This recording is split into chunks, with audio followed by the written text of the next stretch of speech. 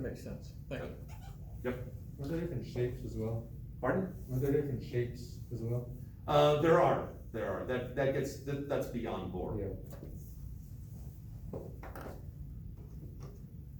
Yep. Bohr makes a huge breakthrough, and then there was about a 10-year period there where it felt like quantum mechanics went from baby steps to suddenly running full tilt.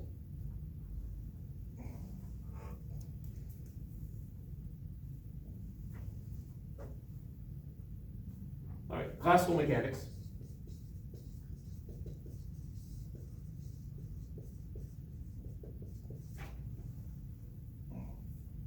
Applies to the stable orbits. And this is what allows us to be able to actually do it, work this, but not to the transition. The transitions. So when an electron goes from one orbit to another orbit, classical mechanics does not deal with that part. It's just dealing with, it's in a stable orbit, I can use classical mechanics to describe that. During transition,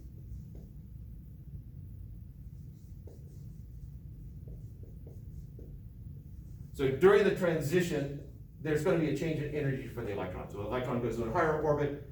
When it gains energy, if it loses energy, it goes to a lower orbit. And that change in energy of the electron matches the energy of the photon that's either emitted or absorbed.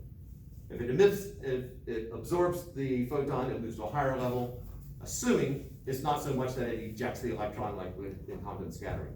I pointed over to where it used to be written. So if the energy is just enough to move it to a higher orbit, but not enough to eject it, that there's going to be a certain amount that is related to this that's absorbed. And then here's these I can sort of going, okay, you got these moments of inspiration, sure, that's fine. But this is the next one that I'm going, yeah, this has got, I don't know how long it took him to come up with this, is that the orbital angular momentum.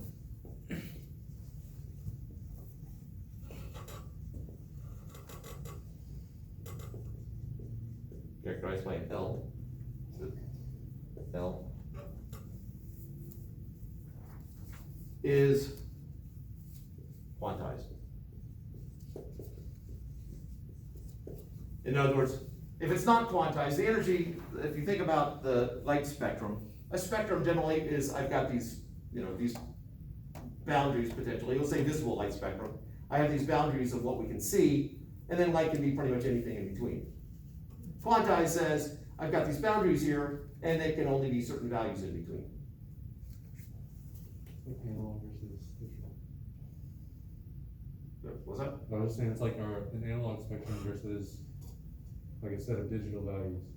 Oh, yeah, it is.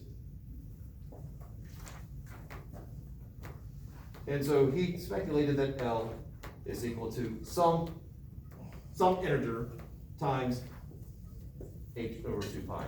That same h that Planck had, and I'm pointing to where I had written it down in several places, but this is known as Planck's constant, or when I'm feeling more anglicized, Planck's constant. Now h over 2 pi shows up enough that it has its own symbol. That's called h bar. It's just h with a line through the stem. So that's the same as this. Just because it shows up enough, they decided I don't feel like writing over 2 pi anymore. H bar 1.054589 times 10 to the negative 34th joule seconds. And N is just some integer, some positive integer, I should say. Or, it starts at 1. Or as I was taught, a counting number. Isn't the joule to the joule per second a watt? It is. This is a joule second. Joule times seconds. But Joule per second is division. Oh, I get it now. Never mind. I thought it would. Oh, I misunderstood though. Thought it was the. I thought that was a watt or something like. Yeah, no, that would've been nice, but no. Alright. I know what you're thinking, you're going, man, this stuff is great, but I'm jonesing for math, so let's do some math. Woo, math! Newton's second law, see what you'll remember, Newton's second law. Force equals mass times acceleration. Alright. So I got my nucleus right here, and I got my electrons zipping around. We are still assuming sort of the classic planetary model here, and so the strange shapes, don't come in yet. What is the force on this electron? What kind of force is it?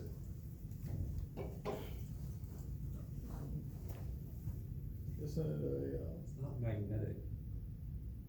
Yeah, it's the other one.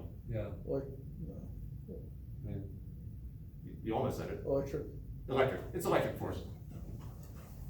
electric, just one or not? yeah. Anyone have to remember what the formula for electric force is? I don't, we didn't cover electric force in, physics, or in, Mechanics. mechanics, thank you. Yeah, it generally doesn't show up there. All right. So electric force, gravitational force. What's the formula for gravitational force? Mass times the gravity, The acceleration due to gravity. thank you. All right. That's the specific one when you're dealing with weight, or typically used when you're dealing with weight. The generalized formula for gravitational force?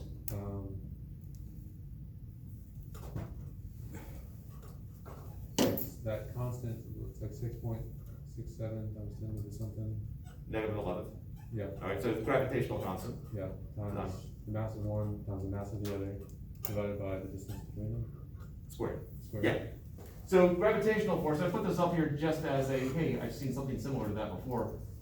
Big G, M1, M2 over R squared. That's the magnitude of the gravitational force. The electric force looks a lot like that.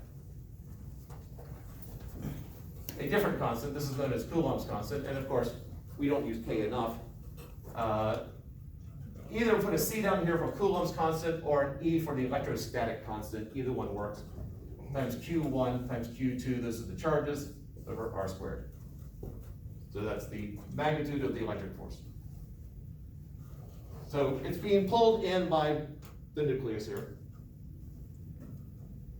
So if the electron's traveling in a circle, what do we know? What kind of motion is this? Angular. Circular motion. right? Otherwise known as Angular. orbit. Yeah, okay, not your. Is this devolved already to the mind reading part? It is circular motion, I agree. Angular, let's stay away from angular for the moment. You could connect it, but generally angular motion, you're dealing with something that's rotating, is typically where you see that. Okay. But you could easily make an argument for, it is revolving around the center. Yeah. So, Some of you had Miss Sasson for mechanics, so the word I'm looking for, we pronounce it differently, but.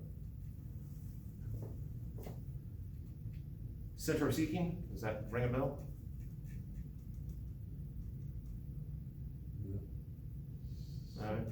Centripetal. yeah.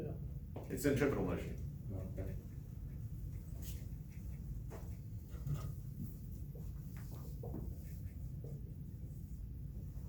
Because things want to travel in a straight line, but there's something keeping it from traveling in a straight line. The electron wants to go this way, but something keeps pulling back in. Classic Godfather 3, every time he tries to get out, something just pulls it right back in. At some point I'll work on my Al Pacino imitation. So what is the formula for centripetal force?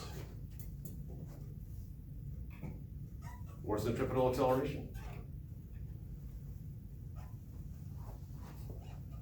I remember doing that, I just don't remember the Yeah, I remember doing it, just like he said, I don't remember the formula either. Alright, so in this case, the centripetal force is this. I mean, that is the force that's holding it in. That's not what I was looking for just then. I'm plugging in F equals ma, so my F is this KE Q1 Q2 over R squared, and that's equal to mass times, this is what I was asking for, the centripetal acceleration formula. Time the acceleration toward the center. Okay, that's what it is, but I'm looking for a formula still.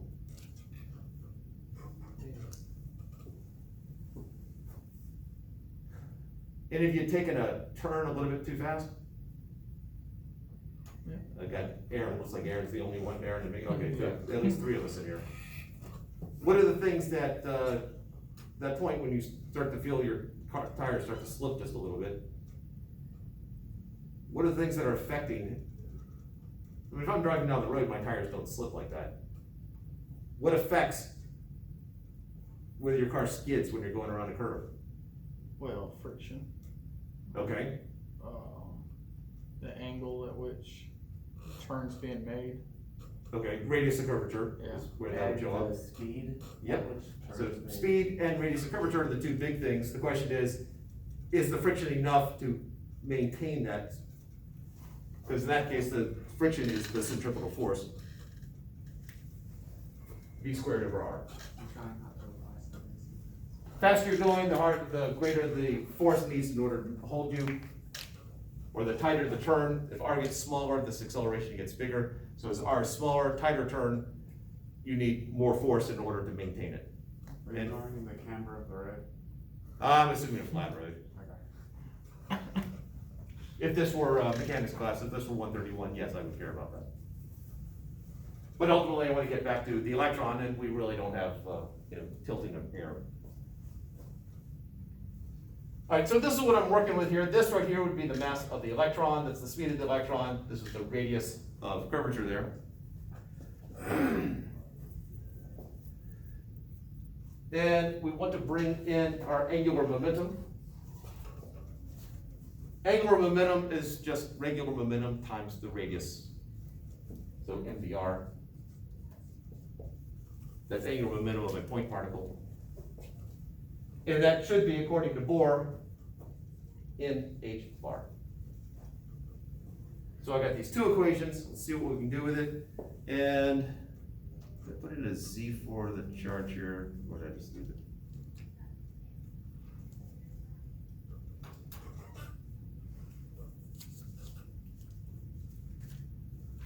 And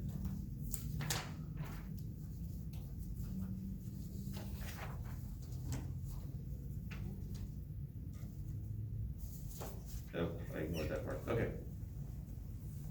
So let's assume the hydrogen atom. The nucleus of hydrogen atom is just a proton. And so this Ke is a specific number. I'm going to write it slightly differently, 1/4 pi epsilon some naught. Those are the same, the electrostatic constant. This epsilon some naught is something called the permittivity of free space. It's another constant. Times the charge of the proton times the charge of the electron over the radius of orbit is equal to the mass of the electron times its speed squared over r. Now, protons and electrons have different signs. I'm ignoring that because all that sign, all that negative was doing is telling me that that force is towards the middle, and we've already taken that into account.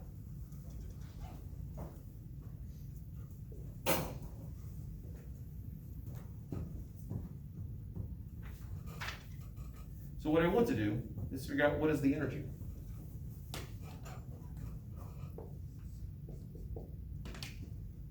Well, I've got, what are the two types of energy? We're not dealing with mass energy transfer right now, just what are the two basic types of energy? Kinetic and potential. Yeah. And the formula for kinetic energy?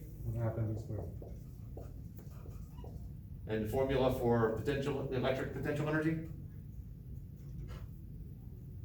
VR. No. I was gonna say MVR, but that's. Yeah, that's angular momentum. I was just curious if anyone had it.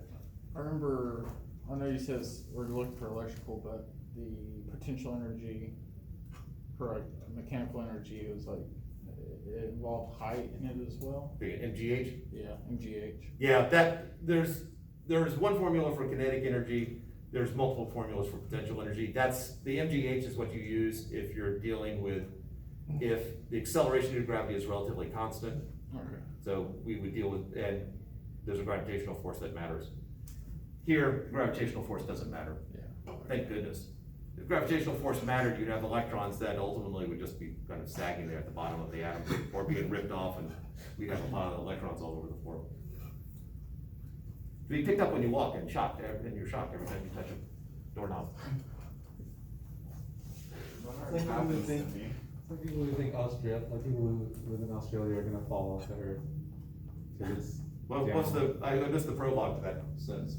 And I was just saying, like, how, there's people who think, I don't know if they really think it, but Oh, they joke about how Australia's on the other side of the earth, so they should all fall off. they're all falling off the bottom of the earth. That's what that reminded me of. Well, let's say those people never actually visit Australia. Well, they wouldn't know, because they wouldn't risk falling off. Yeah. Well, it's a plane, so it just fly upside down when they got down there. Yeah. They come back. We can't land like this. In this particular context, it's negative 1/4π, so not Q, well, in this context, E squared over R. It looks a whole lot like the force formula, except I do care about the fact that the signs are opposite, so that's why the negative's there, and it's over R instead of R squared. The actual derivation of this is something that I would do in the course on electricity and magnetism. But for this, I'm just saying, hey, that's the formula. So we need to somehow connect all these things here. Well, I got an mv squared right here, so I could actually, let's solve for mv squared. So I have mev squared is equal to, well, multiply both sides by r, I get 1/4π epsilon sub naught e squared over r.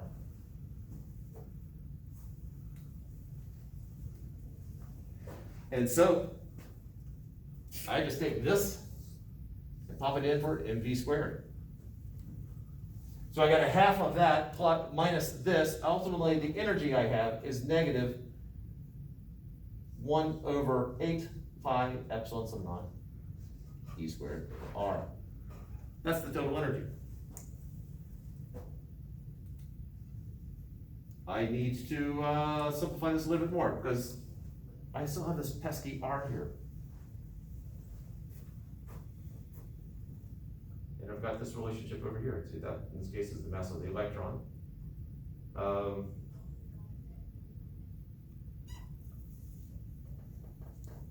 So I have my speed is equal to nh bar over m e r.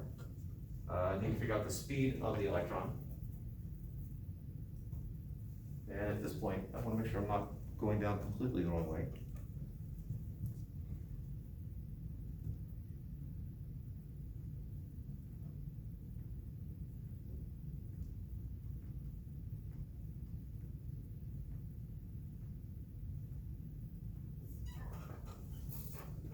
I think, what did I get rid of?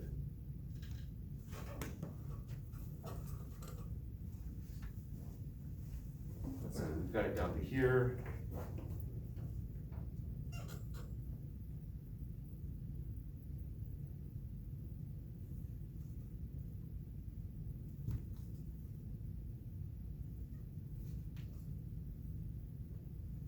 Ah, okay.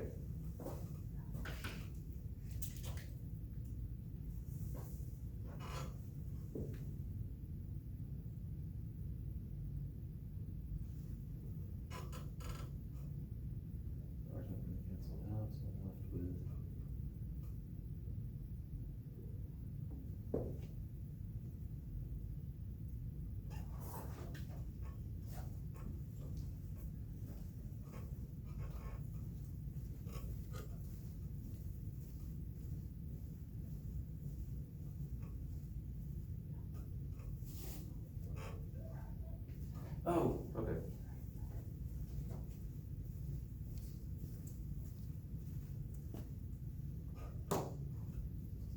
Slightly differently.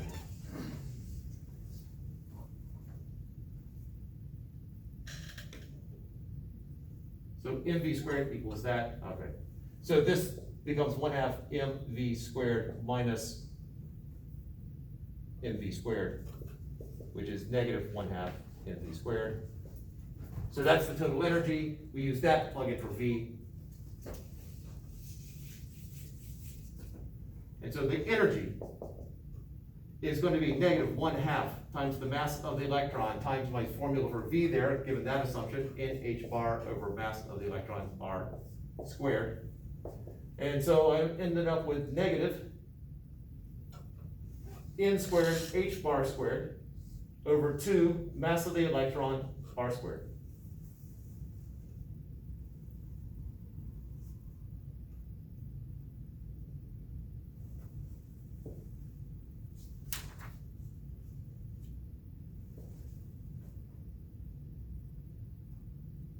Somehow I'm missing something here. So I got E is equal to that.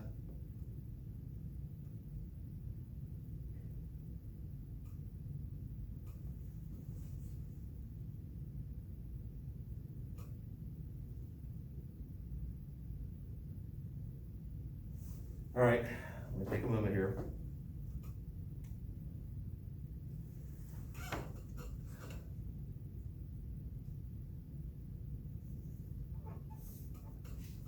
Square, so we got the H bar over 2, that's the electron.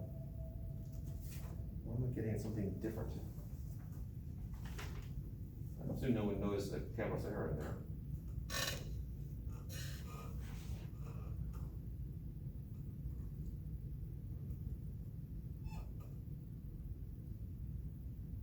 All right, I'm good with that.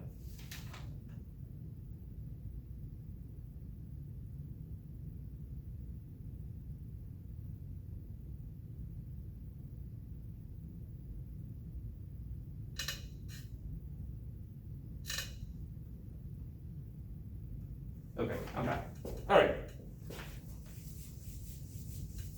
So what I've done before, actually was the direction I wanted to go in.